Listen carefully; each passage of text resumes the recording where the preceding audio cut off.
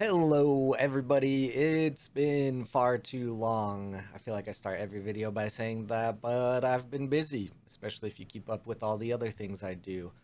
But I finally have my Auraq deck in a place that I want to share and explain some of the decisions I've made in this deck and kind of show a little bit of how it plays. Instead of showing full matches, I've selected some pieces of matches to kind of explain thought processes behind the deck and how it plays. So, first, let's go through the cards. Also, disclaimer, this is obviously not a highly competitive deck. I would say that you actually can make an even more competitive Auraq deck specifically, but this one to me is a lot more fun and it's not straight bad, I don't think. But if you want a more straightforward list, I suggest looking at what Freeloader has played in the past. Pretty sure there are some results on 39 cards with the deck list, but here is mine that's a little different and I think is fun. So let's jump into some cards. So one of the major problems with a lot of Arok decks that we've seen before is it's kind of a meme on whether you pull Martingale or something that just doesn't work from the performance, or you're really only looking for your Mind Apotheosis or Winter Nova or something like that. So I wanted to make a deck that almost every single hit on Aurok at least provides you with a little something that's worth it. There are obviously still some lower cost cards, but something like the Bliss Bassist or Bliss Fan, while being low cost, will still give you another counter from the zero. And once they go to reserve, they will have that passive support ability to combo off of one of the other cards, Bliss Fan, which is really good with anything like the bassist and especially Daedalus. Daedalus is probably one of the star cards in this deck. Being able to scout it, let it go to reserve, boost either, something in reserve or something in play and itself if you roll high enough.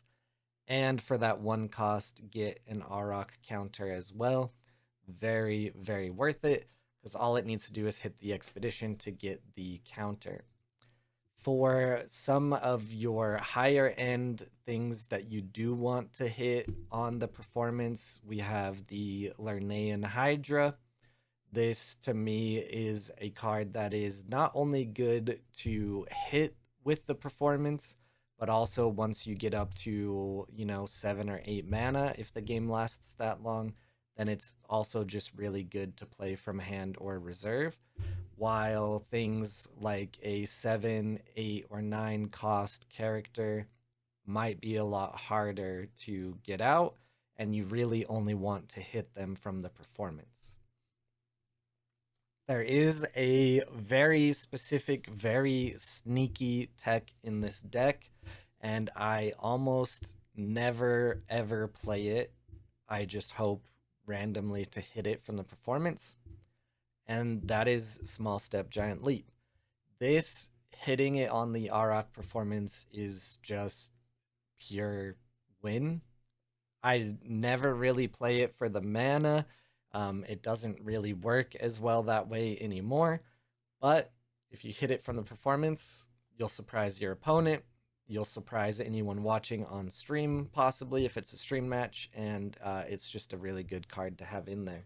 Some of the other cards are a little more straightforward. We have our Contortionist, just a good card to have in a Lyra deck. Doesn't count towards your reserve limit. It has a 0, and its stats for being 2 mana are not too bad.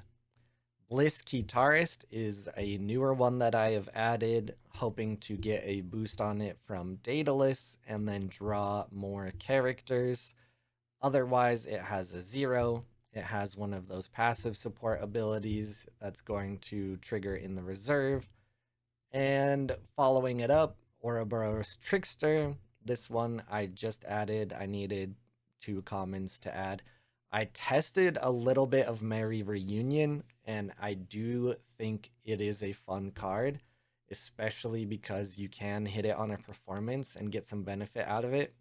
But it has more of that high variance we're trying to avoid. So I removed Merry Reunion and put in something else that costs 2, which is the Trickster. Hathor is there to pick back up things like your Daedalus, a unique I have, or just anything else you want to bring back into your hand. Tanukis, Sandmans, which are both in here for your counterplay, your interaction, as some would call it. Nyala is one of my favorite cards in Lyra, especially the rare, because you can exhausted resupply first, decide if that new thing that you resupplied is what you want to bring into hand, or if you want to bring something that was already in there, and then you're dumping things like Hathor. I mean, even another Nyala. If you take a look here, we have the Will of the Wisp, which is good to just dump into reserve. It's a good card with zeros if you need to play it to block an expedition, but it also has the support ability of reducing costs, which is very beneficial. Daedalus, as we've mentioned, and then we'll get into some of the uniques. This floor is pretty good in the fact that it has 2 of the 3 zeros it needs already on itself to trigger, and I play it from hand. If I have one other card out, I basically satisfy it, then it gets 2 boosts. So that's a 2/2/6 for 3 mana from hand, and then I just leave it in reserve as long as I possibly can because its support ability is to give something else a boost. So if I have something that stayed in reserve, or I have a Daedalus or something that's going to go from reserve into the expedition right away, I can put another boost on that. Tanuki, as I mentioned before, just interaction. This Cloth Dancer, it is good, but I feel people have a lot of ways to play around this type of ability right now. So I may change this one out in the future. We'll see. But it has an extra little sabotage. Sometimes there are things that I am very happy to dump from my reserve out of it to get another sabotage. And then at dusk, each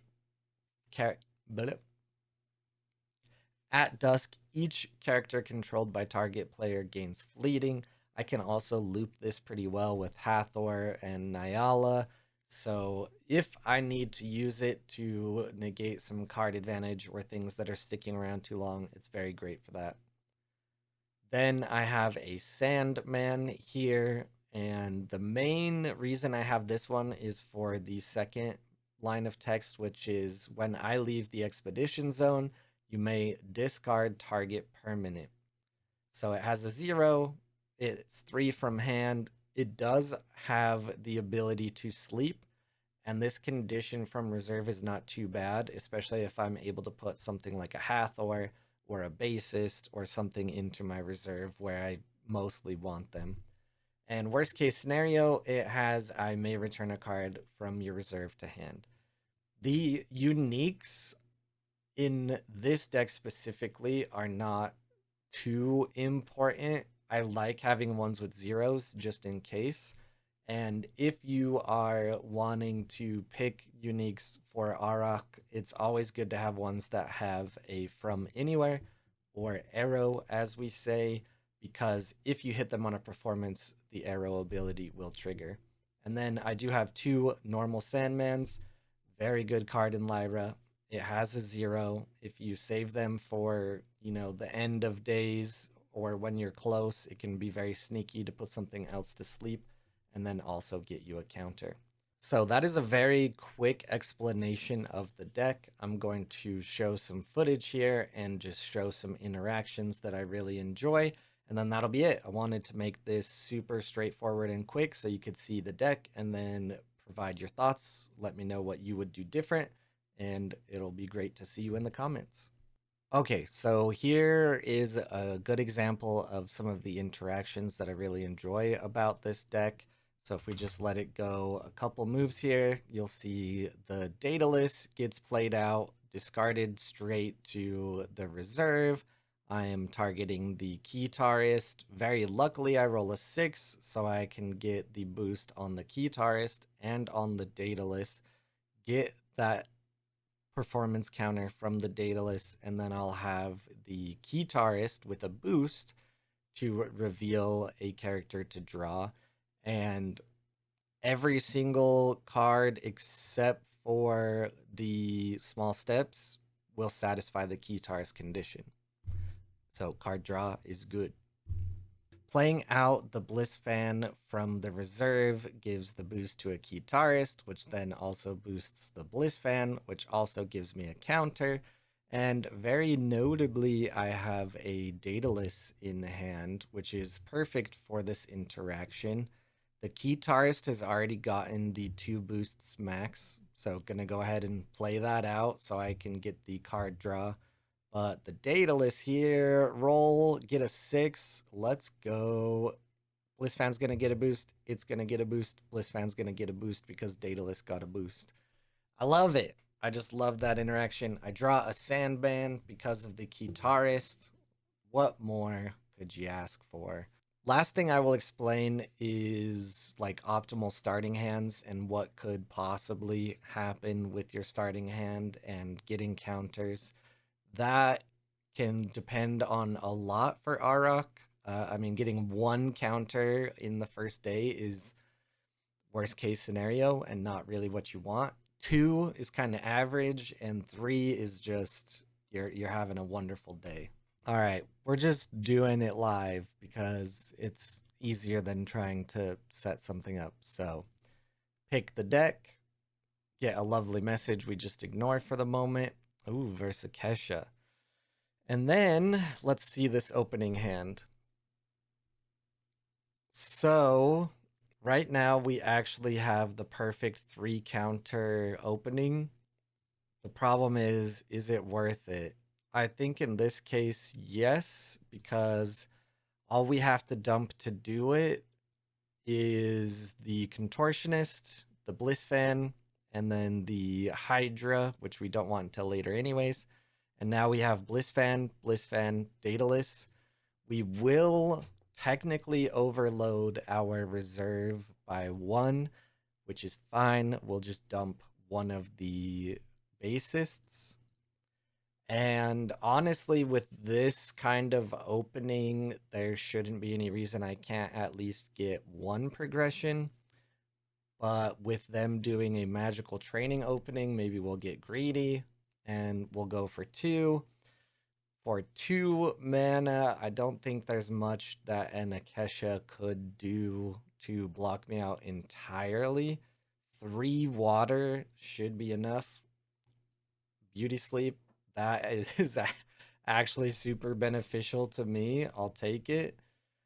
We are going to do the cheeky Daedalus thing. We're going to pick the one that's not asleep yet. We rolled a 6. Oh my gosh, my luck today is off the charts. And now we have 3 counters and the Akesha passed. So we don't get the double move, but now we don't overload our reserve thanks to that handy dandy sleep from Akesha. And depending on what we draw here, we should be able to get 5 on day 2. Not quite what I wanted to see in the draw, though. My luck has already run out. Hydra is too far away. Sandman is, I think, too good to get rid of. The only issue now is we're kind of in a way where there's only going to be 1 counter out of this turn, basically, no matter what we do. So the Daedalus being strong as it is in the Mountain and Water, I'm going to play the Daedalus. It's going to give that bassist a boost. I'm going to select this one for his boost. Not going to give himself a boost, that's fine. But now if we're hit with another sleep, I'm still fine with that because both of these are boosted and they're going to both work out for where I'm currently sitting. Looks like they play a Flamel. They're not going to have any other mana to play any of those. I'm pretty happy with this turn of events. And now, without a doubt, I will be at 5 next afternoon, and I'm already a progression ahead overall. So there you go. There's how I would decide opening hands, and there is a quick breakdown of the deck. Wanted to make this super straightforward and not have to sit through a bunch of gameplay. Let me know what you prefer, though. I also have some interesting decisions here. I'm going to get rid of the Will o' the Wisp so that I have the Tanuki start to negate some of those spells or other advantages that Akesha has. And we're going to go with a get rid of the Flamel. Probably should have played that to the hero side, but it's fine. It's whatever. Let's get rid of the Flamel because it is not only a body, but it also discounts a spell. Anyways, that's the Auraq deck. Let me know if you do prefer watching a bunch of gameplay. I wanted to just explain the deck really quickly and then show some really cool interactions that I enjoy off of games that I have already played and then react to them. Blah, blah, blah, blah, blah. Please like and subscribe. I have another video idea I'm working on, hopefully getting out in the next couple weeks. So have a great day.